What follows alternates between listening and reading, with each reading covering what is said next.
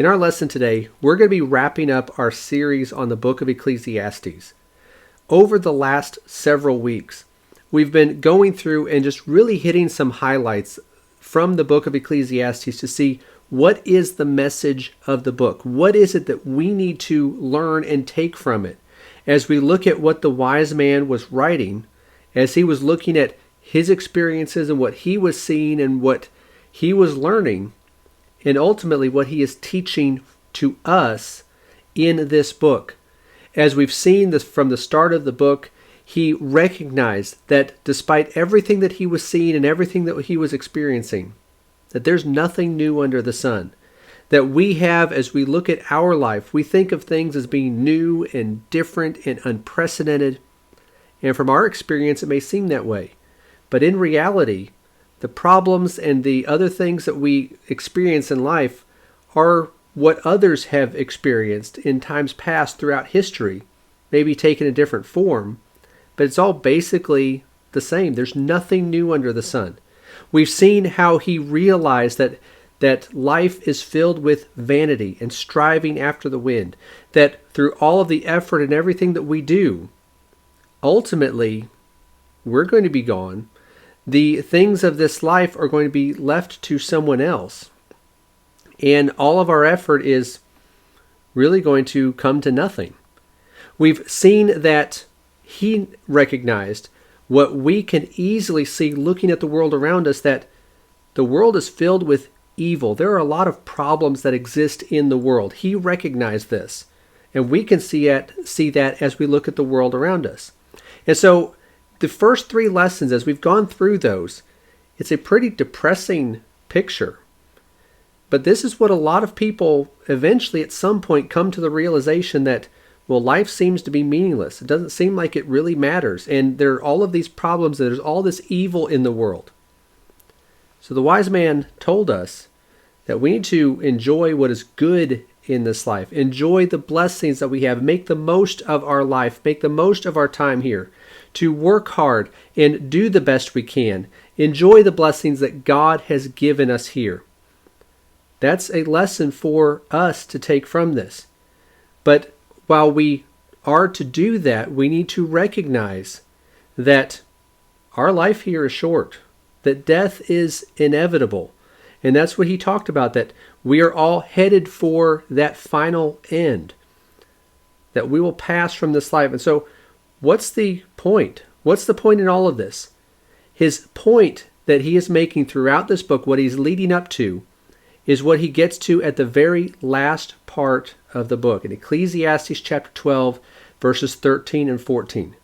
If there's nothing new under the sun, if life is filled with vanity, and the world is filled with evil, and everything here that we experience, even those good things, are temporary, and we are ultimately, eventually going to pass from this life, what's the point? What's our purpose here?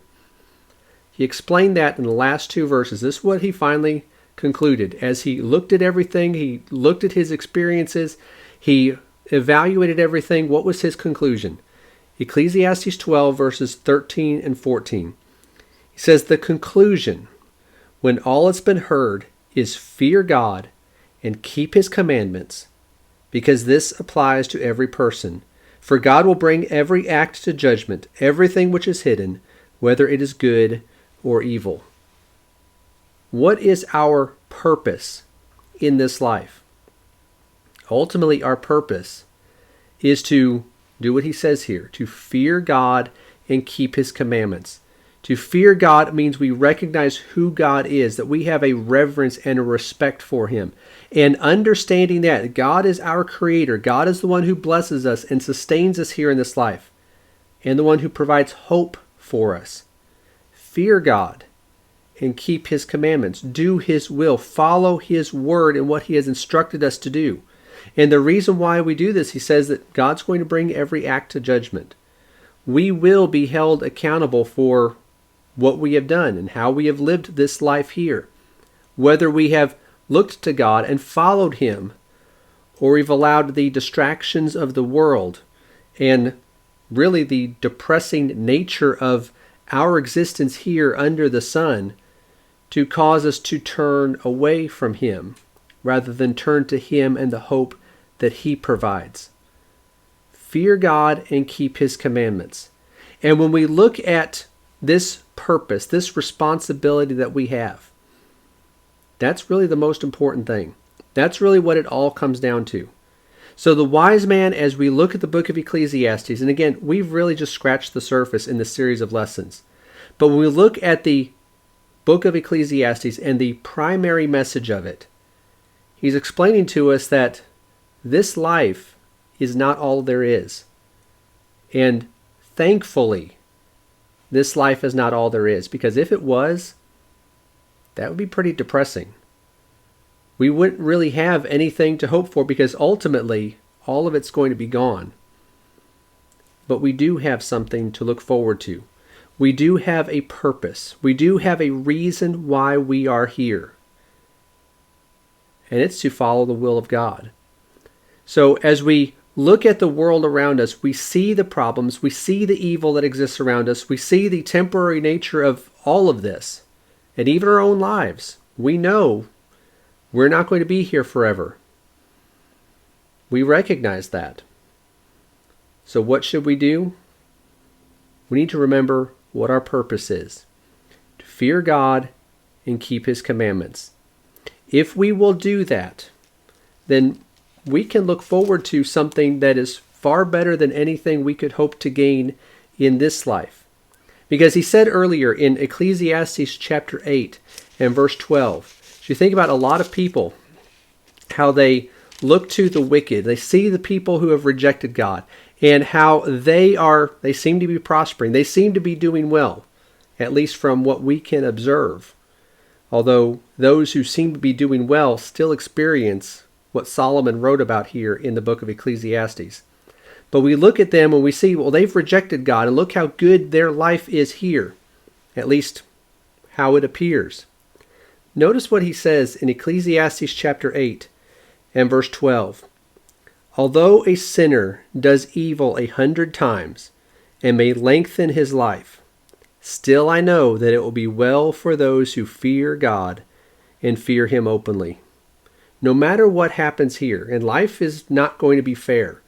There are going to be people who are wicked, who have rejected God, and who will seem to be doing well in this life. Life is not going to be fair.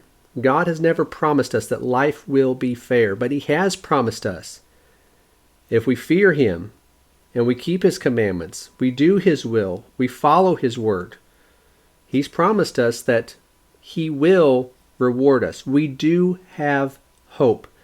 So no matter how unbalanced life is, how unfair life seems, it will be well for those who fear God. So remember your purpose. Remember why you are here. Fear God and keep His commandments.